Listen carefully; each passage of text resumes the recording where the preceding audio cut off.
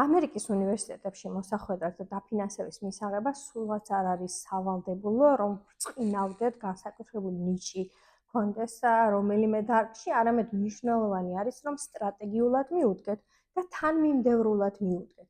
მაგალითად, როგორც კი გადახვალთ მე-9 კლასში, დაიწყეთ ფიქრი და მზადება იმაზე, თუ როგორ მოვხდეთ ამერიკულ უნივერსიტეტებში და როგორ მივიღოთ დაფინანსება. ამაში მეც დაგეხმარებით, თითქმის ყველა ვიდეო, რომელსაც ვწერ, დაგეხმარებათ იმაში, რომ აი ნაბიჯ-ნაბიჯ მიყვეთ, სტრატეგიულად გათვალოთ, თუ რა უნდა გააკეთოთ, რომ ამერიკის უნივერსიტეტებს თავი მოაწონოთ და დაფინანსება მიიღოთ. ასევე გაითვალისწინეთ ისიც, რომ შემრჩევ კომისიისთვის მნიშვნელოვანი არის ჰოლისტიკური მიდგომა, რაც გულისხმობს იმას, რომ მათთვის მნიშვნელოვანი არის თვითონ ინდივიდი.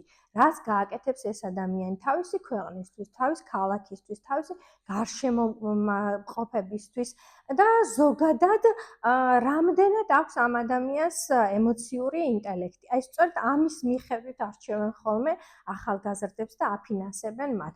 ასე რომ აუცილებლად გამომყევით, მე ვარ ნათია ვსაუბრობ განათლებაზე და ფაქტობრივად თუ მიყვებით ჩემს ვიდეოებს და იმ რჩევებს, რომელსაც გაძლევთ, აუცილებლად მიაღწევთ წარმატებებს.